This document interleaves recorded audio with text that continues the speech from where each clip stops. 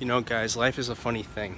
You know, I've made videos talking about the bad things that happen when we externalize our happiness. And bad things happen when you externalize your happiness. So whether it's, you know, getting that car that you think will make you happy, or getting that girlfriend that'll make you happy, whatever it is, right? Everyone has their own version of it. What I'm saying is that you can still get those things and still be miserable. And the main reason why you're miserable is because you get those things, but you have old habits that you're doing. So let me use myself as an example, right?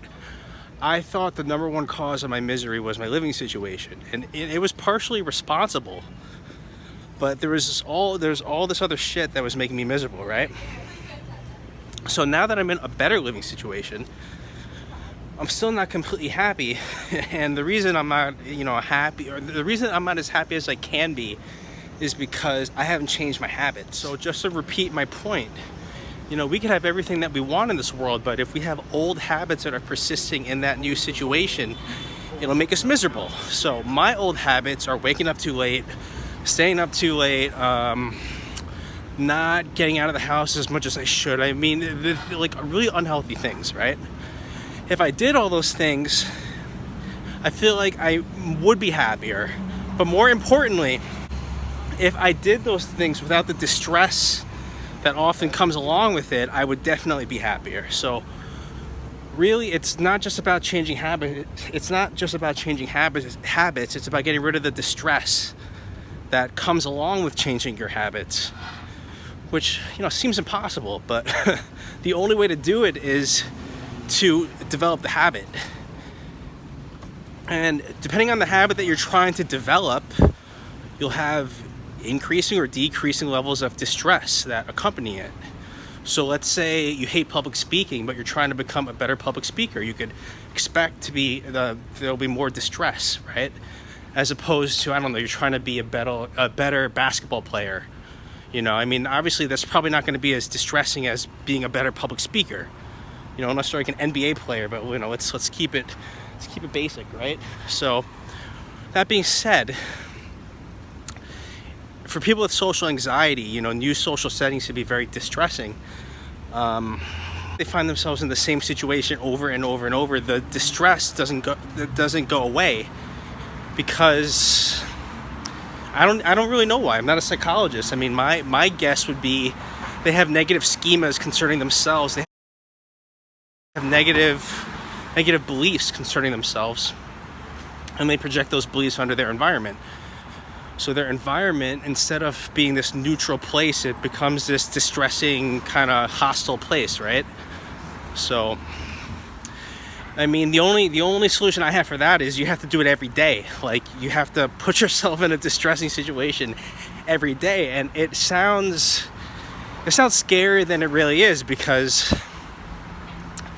the more you combat social anxiety, the more you put yourself in a distressing situation, potentially in the long term, the less distressing it could become. And I think this is a mistake a lot of people make, is that they don't give themselves enough time in order for it to become less distressing, right? I don't like this long walk on Queens Boulevard from the gym, because I feel very lonely. I pass all these bars, and I pass all these restaurants, and I see all these people sitting around eating and being happy, being normal, which is something I very much want for myself, but I don't know how to get it. I think that the more time that you spend in an abnormal situation, the more you question what normal even is. I think many people live in abnormal situations, and that becomes their normal. I think that was definitely the case for me.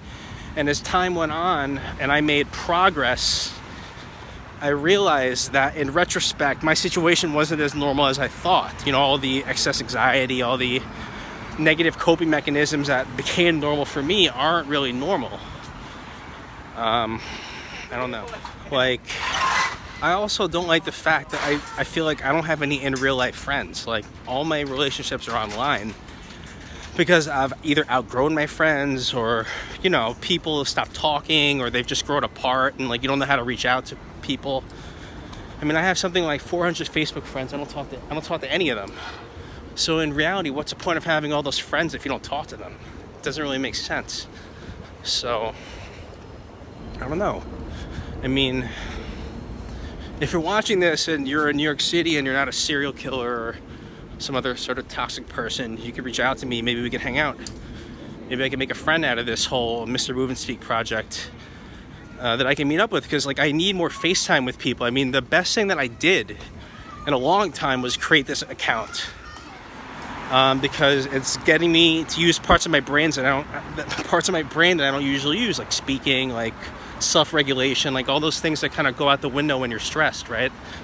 So with that being said, I want to take those skills that I've developed online and use them in real life, because that's a goal. I don't want to live behind a computer my whole life.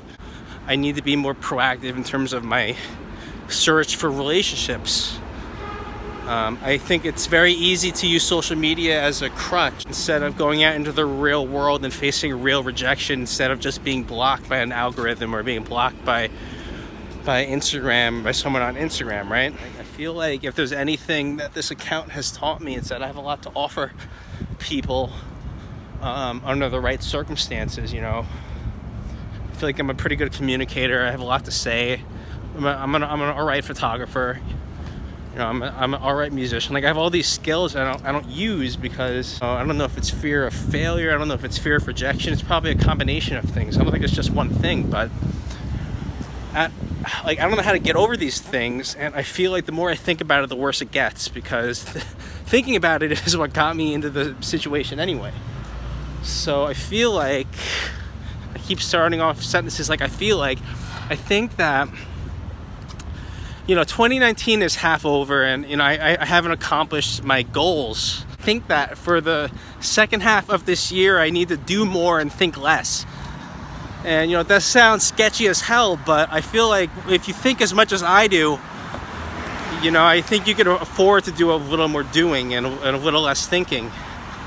Obviously, you need to balance it out, but I mean, I'm not saying that I'm gonna go out into the world and not think at all. Life is about balance. If you think too much, you don't do enough, then you're screwed. If you do too much and you don't think enough, then you're screwed. So it's like you got to balance it out somehow. I'm still learning how to do that. I think that overthinking can actually very easily become a handicap. I know that it has for me.